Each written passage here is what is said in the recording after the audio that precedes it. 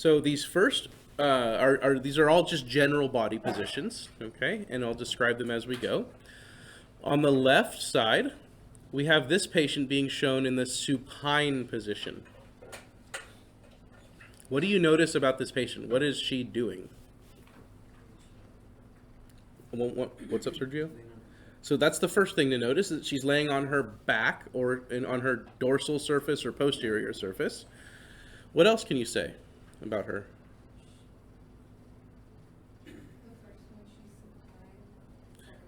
Oh, good. We're not going to go to the next one. You're doing great, but we're not going to go to the next one yet. We're just going to focus on the left image right now. In fact, let me zoom in on it. So you can say pretty safely that she's laying on her back. What's her head doing? It's resting. And she's looking straight up at the sky, right? She doesn't have her head turned to the right. So supine has the patient laying on their back. Their head is in a neutral position. Okay. What are her arms doing? At her sides. So her arms are at her sides extended. What are her legs doing? Straight, toes turned in. Yeah, exactly. Legs are straight. They're not crossed. Knees aren't bent, right? This is supine. Anything different from this is not supine. Okay? We have other names to describe other positions. So supine is flat on your back, arms at your sides, legs extended. This position here is pretty much the exact opposite, right? She's now on her stomach, on her tummy, or ventral surface, or anterior. Her legs are extended, and we call this position prone. In the prone position, the hands can be brought up to the side of the head. The hands can also be used to support the head and neck. In this case, they've actually used, some of you are familiar with these by now, under the chin and under her shins, you see some stuff. Those are radiolucent sponges. Those are sponges we use in radiography to support the body. And we can use them in the path of the X-ray beam because they don't show up on the X-rays. All right, that's prone. So we have supine and prone.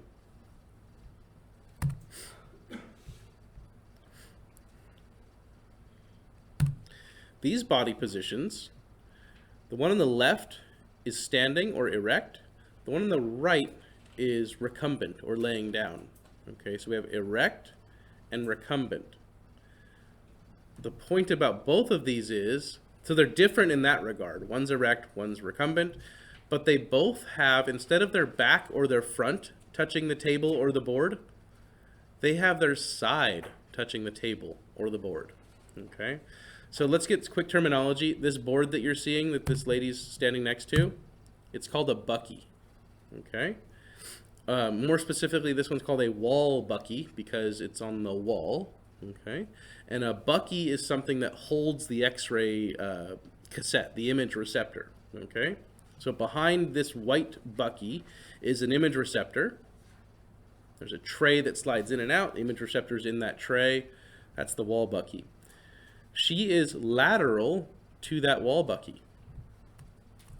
Same with him. He is in a lateral position. Now, he is lateral recumbent because he's laying down. Recumbent means laying down.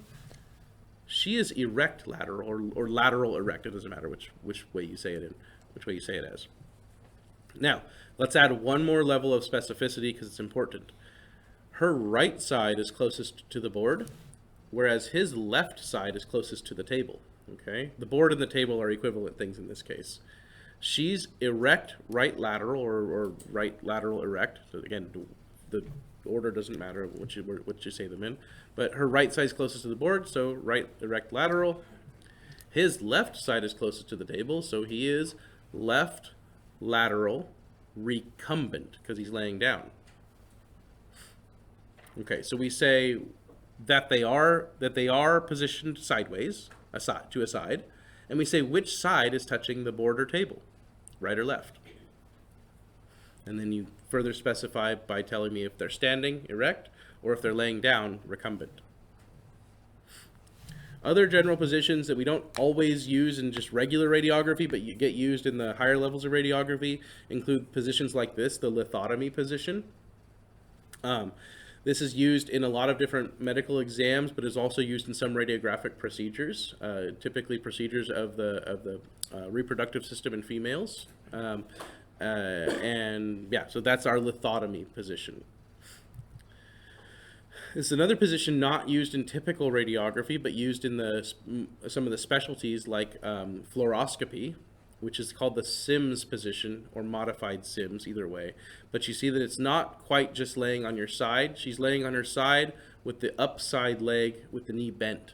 Okay, that gives special access to the anus and rectum in these cases. So we use these in medicine for like rectal exams, flexible sigmoidoscopies, things like that. So that's our Sims position. Here's another look at your erect and recumbent laterals, just to reinforce that again, okay?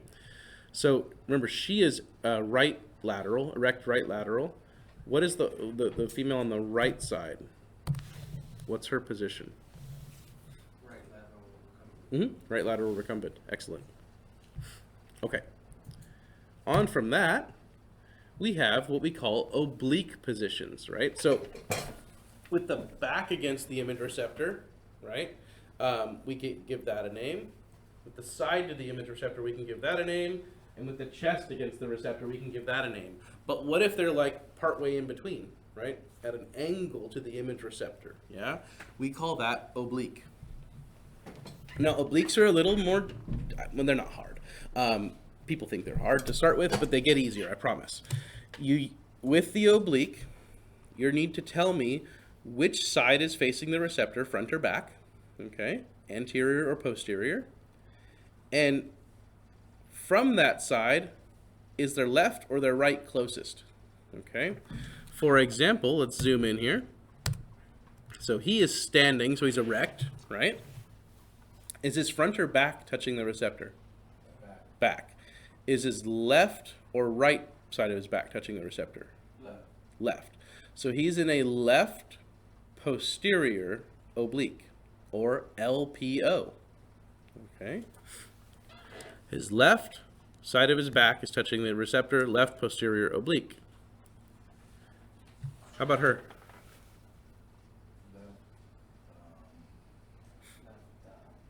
Recumbent. So she's recumbent. Yeah. We'll put that off to the side. So she's in a left posterior oblique. The same as him, right? The difference between these two, he's standing erect and she's recumbent. How about him? Right anterior oblique. And then he happens to be erect. Yeah. Also, right anterior oblique, but she happens to be recumbent in this case. Okay. So you have recumbent or erect. Either way, we describe which side is closest to the receptor, and from that side is the left or right closer. Okay. So we have left anterior oblique, right anterior oblique, left posterior oblique, and right posterior oblique. Okay, and this is where it gets tricky. Each different exam will have a different amount of obliquity, right? These patients are roughly at a 45-degree angle. They're turned about 45 degrees. Every exam is different. You're going to have 25, 30, 45, 65, 70. You're going to have all these different degrees of rotation demonstrating different things in the body. Okay, but we're not there yet. We will get there. We will complicate things eventually. Trying to take it easy today. All right, the next thing we want to learn, these positions. So if you just described the position, what position is she in on the left here? Start with, is she standing or laying? Laying, so she's recumbent. Is she on one of her sides? Lateral. And so she's lateral. She's on her left side, right? So left, lateral, recumbent, or recumbent, left, lateral. I don't care what order the words happen in. But one thing is different here. Okay, let's go back. I'm going to go back a moment to one of these other ones. Maybe like here. So she's in a lateral recumbent too, right? But what I want you to notice is there's a little arrow. We use these arrows to represent the path that the x-rays are traveling on, right? They're coming from up here, going down through her, and underneath the table there will be some image receptor, okay, catching the image, right? She's in a right lateral recumbent, but the beam is traveling from left side and exiting her right side. Cassette's underneath the table, okay? Now let's go back to what we were just looking at. She's lateral recumbent as well, right? So is he, but ignore him for right now. She's lateral recumbent as well. But, importantly, the X-ray beam is not coming from the top, entering one side, exiting the other side, right? That X-ray beam, instead of coming like that, has now been turned to go horizontally across the table, and the image receptor is behind her, okay? These are what we call decubitus positions, or decube for short. Decubitus positions allow us to get like a front view on the body with the patient turned sideways, okay? This is useful because fluid in the body goes downward and air goes upward, okay? So if I want to see, if I think, if these chest x-rays, right? If I think that there's fluid, these are the lungs, these dark areas on these chest x-rays. If I think fluid is in here, if I believe that fluid's in the base of the lung, right? And I can see it on a chest, none of these have fluid in the lungs, but if I can see fluid in the lungs on a chest x-ray, what I can do is, I can take that x-ray, I think there's fluid there, right? But I'm not entirely sure, maybe it's not a slam dunk obvious thing, right? So what I can then do is, if I think the fluid is on this right lung, I can take that patient and I can turn them sideways and I can do a decubitus x-ray like this. And if there was fluid here, when you turn them sideways, that fluid will move, it'll spread out, it'll disappear from where it was at, okay? So we can take an upright x-ray and take a sideways x-ray on the patient and see if the fluid disappears on the sideways x-ray, okay? We can do a similar thing for the presence of air in the chest, okay? Now air should be in the lungs, it should not be outside of the lungs. We can do a similar thing for that. These positions that give us that ability are called decubitus positions, okay? Now, notice that she has her front facing us, so her back is to the receptor, and his front is facing away from us, so his back is facing us, chest is to the receptor. We'll describe that in a moment. These are lateral decubitus positions. There are also ventral and dorsal decubitus positions too. Notice the difference with these is the X-ray beam. The X-ray beam, instead of coming from up here and going down through the table surface, is now going horizontally across the table. Okay. So what I was just describing was the path that the X-ray beam is taking is changing from those first positions I showed you to these decubitus positions. So we have to have a name for the path that the X-ray beam takes, okay? And we call this a projection. The projection is the path that the X-ray beam takes. So let's get familiar with a couple pieces of equipment. On the left side of the screen, in front of this patient, is the X-ray tube, okay? Or X-ray machine if you like, all right? The actual part of this that produces X-rays lives inside of here, inside of this cylinder. This thing is just a box with some knobs on it that let us control the size of our radiation field, the size of our X-ray field, okay? None of those show that very well. But anyways, this box is called a collimator. So we have X-ray tube in this cylinder here, collimator, and it's all attached in this case to the ceiling. Okay, this is one of these that has a ceiling gantry that allows you to move the X-ray tube all around the X-ray room. Others are a little more fixed, like you'll see when you get into our X-ray room. But X-ray tube, collimator box. The X-ray tube, like a flashlight, produces X-rays like a flashlight produces light. Okay, and it comes out of the X-ray machine through the collimator box. The X-ray beam does.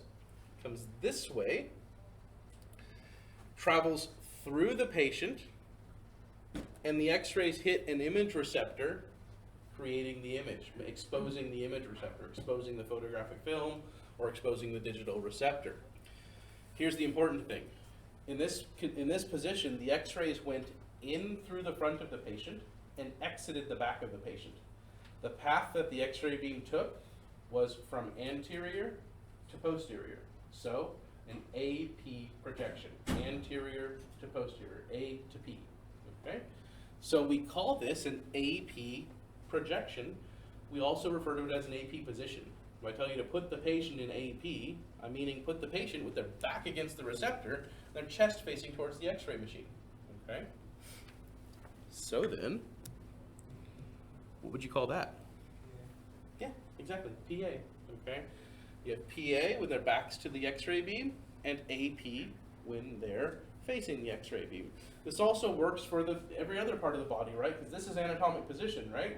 So if I take a hand X-ray, and I put the hand palm down, X-ray beam comes from up here, travels through the hand, hits the image receptor. What's my projection? PA, right? Because this is anterior of the hand. Put the hand like that, that's the posterior of the hand, right? We call it the dorsal surface, but it's still the posterior of the hand, okay? So PA projection of the hand. But when I do the forearm, that's how I'll do the forearm. So what projection of the forearm would that be? AP. All right, excellent, excellent. Okay, so we have AP, PA, and then the other positions are the laterals and the obliques. And we already described laterals and obliques.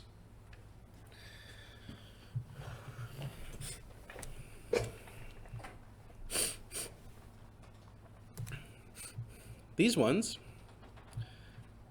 like this one here, and we know the top of the foot is called the dorsal surface, the bottom is called the plantar surface, but if we had to give it names like anterior and posterior, the top of the foot would be what? Would the top of the foot be anterior or posterior? Anterior, right? Because in anatomic position, I can see the top of the foot, right? So this is the anterior of the foot. So what projection is this? You're ahead of me, but yes, it's AP, but then you want to tell us it's oblique too, right? Because the foot is not flat to the receptor, the foot is angled now. And it might be hard to see, but the foot has been not the bottom of the foot's not flat to the board, right? The foot is now angled to the receptor. So this is an AP oblique. This is the hand. You already told me the hand palm down is PA, right? So this is an oblique of the hand in the PA projection, so PA oblique. Okay.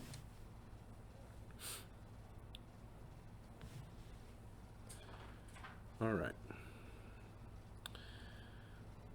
So now you've got most of what you need to understand the positions that we're going to talk about for at least the chest x-rays. Again, I'm going to revisit some of this stuff when we get into extremities and we get into torsoskeletal as well. This is not the last time you'll get this information given to you.